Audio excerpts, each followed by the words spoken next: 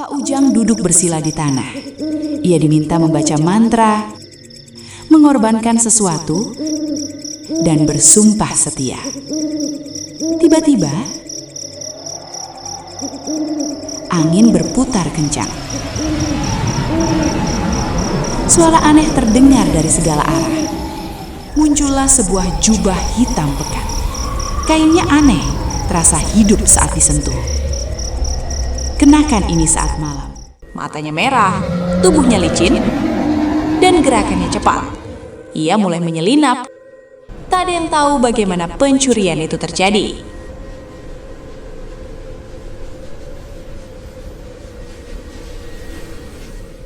Indah panik. Ia mencoba melepas jubah itu, tapi terlambat. Tubuhnya mulai berubah. Tangannya mengecil. Wajahnya memanjang. Kulitnya menghitam. Suara jeritan berubah menjadi suara hewan.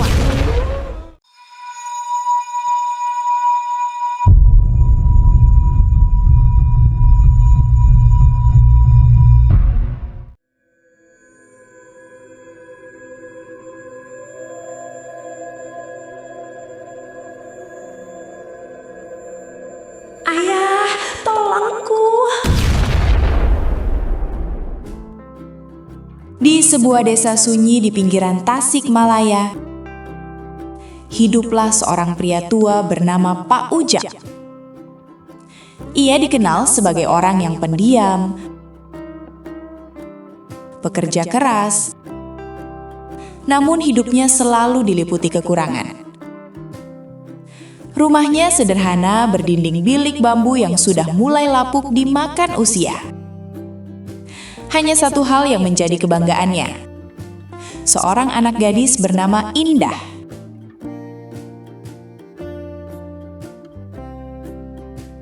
Indah benar-benar seperti namanya.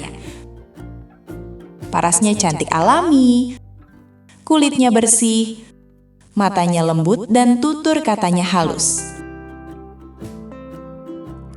Banyak pemuda desa diam-diam mengaguminya.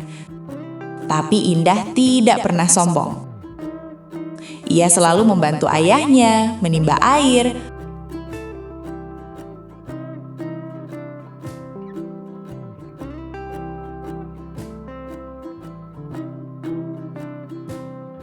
memasak,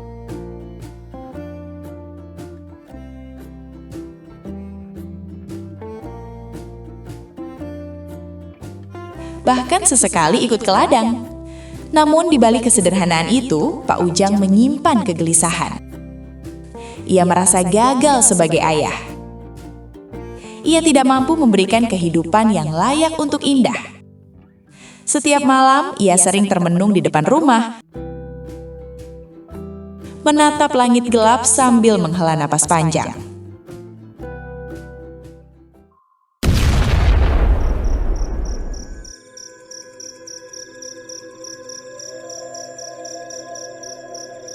Hingga suatu hari, datanglah seorang lelaki asing ke desa. Wajahnya tak begitu jelas, selalu tertutup sebagian oleh ikat kepala hitam. Ia mendekati Pak Ujang secara diam-diam. "Kalau kau ingin kaya, ada jalan," bisiknya pelan. Awalnya Pak Ujang menolak.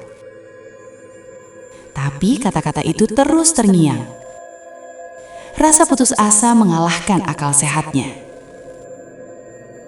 Beberapa hari kemudian, tanpa sepengetahuan Indah, Pak Ujang diam-diam pergi.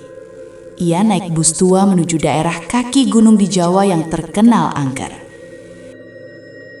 Perjalanan itu panjang dan melelahkan. Jalanan berliku, udara semakin dingin, dan suasana semakin sunyi. Sesampainya di sana, ia dipandu oleh lelaki misterius itu menuju sebuah tempat ritual di tengah hutan. Malam itu gelap pekat. Hanya diterangi lilin dan api kecil. Bau kemenyan memenuhi udara. ritual pun dimulai. Pak Ujang duduk bersila di tanah. Ia diminta membaca mantra, mengorbankan sesuatu, dan bersumpah setia. Tiba-tiba, angin berputar kencang. Suara aneh terdengar dari segala arah.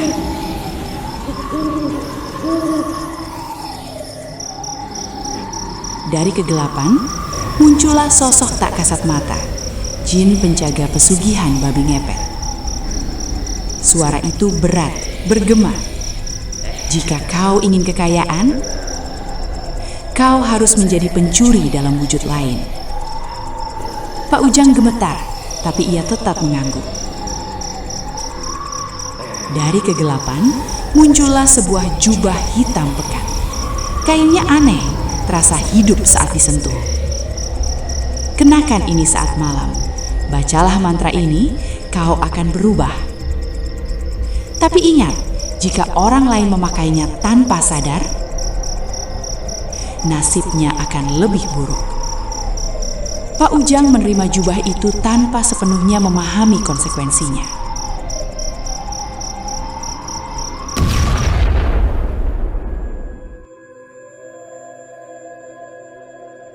Sejak kembali ke desa, hidup Pak Ujang berubah drastis.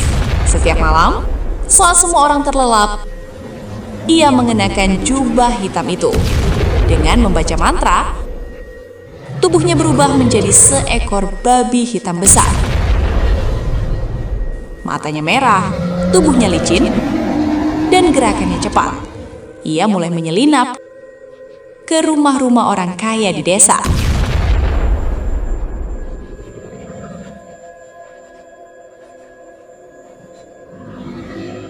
Uang demi uang diambil secara misterius. Tak ada yang tahu bagaimana pencurian itu terjadi.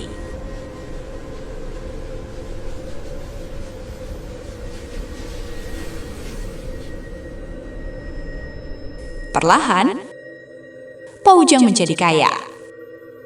Rumahnya diperbaiki, kebutuhan tercukupi, bahkan Indah mulai hidup lebih layak. Namun, Indah merasa ada yang aneh. "Ayah, dari mana uang kita?" tanyanya suatu hari. Pak Ujang hanya tersenyum kaku. "Rezeki dari Tuhan." Tapi setiap malam, Indah sering mendengar suara aneh dari luar. Kadang seperti langkah berat, kadang seperti suara hewan.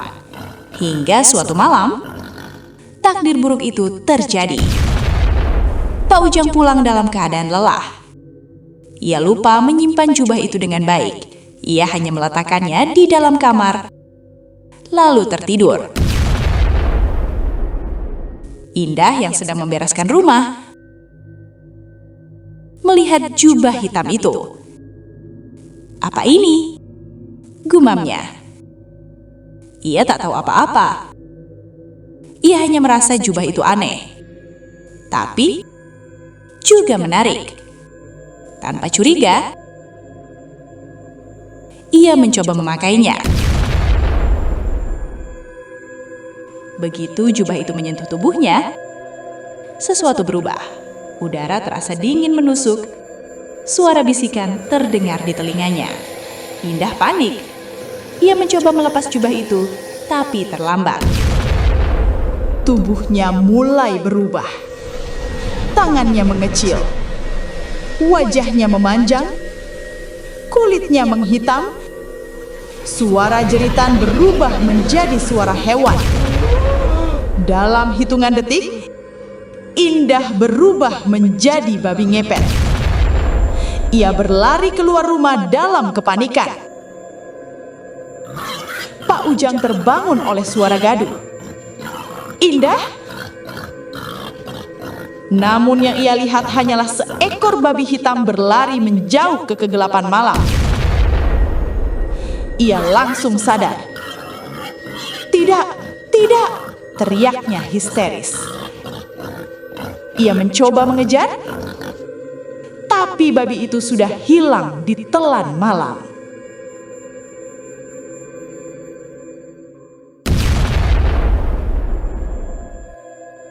Sejak malam itu, desa menjadi gempar.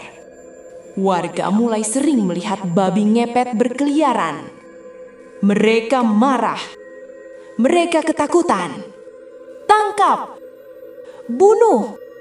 teriak warga suatu malam.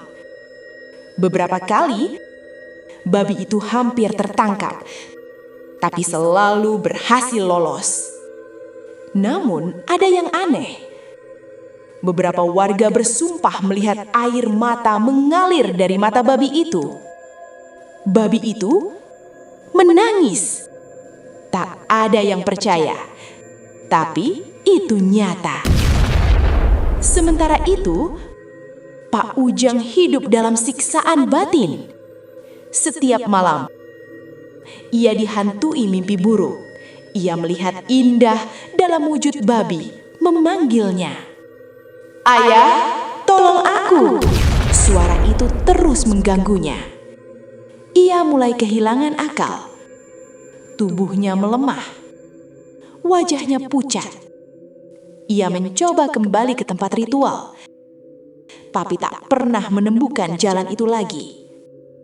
Seolah-olah tempat itu lenyap. Hari demi hari, Pak Ujang semakin hancur. Hingga suatu malam, warga hampir berhasil menangkap babi itu. Mereka mengepungnya di tengah sawah. "Sekarang habisi!" teriak seseorang. Namun, saat mereka mendekat, babi itu menatap mereka. Matanya penuh air mata. Warga terdiam sejenak. Tapi amarah lebih kuat. Saat hendak dipukul, babi itu melompat, menerobos kerumunan, dan kembali menghilang.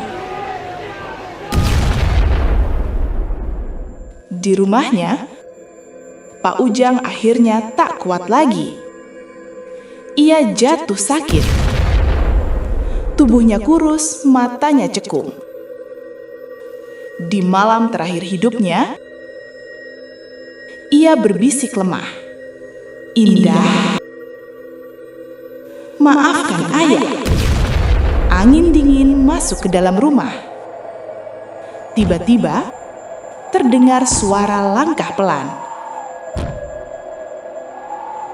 Di depan pintu, berdiri seekor babi hitam. Air mata menetes dari matanya. Pak Ujang tersenyum lemah. Indah. Ia menghembuskan nafas terakhirnya dengan rasa penyesalan yang tak terhapuskan. Sejak kematian Pak Ujang, cerita tentang babi ngepet itu tidak pernah hilang. Warga masih sering melihatnya berlari di malam hari. Tak lagi hanya mencuri, tapi seperti mencari sesuatu atau seseorang. Dan setiap orang yang melihatnya selalu berkata hal yang sama. Mata babi itu selalu menangis, karena jubah itu sudah menyatu dengan Indah. Dan kutukan itu tak akan pernah berakhir.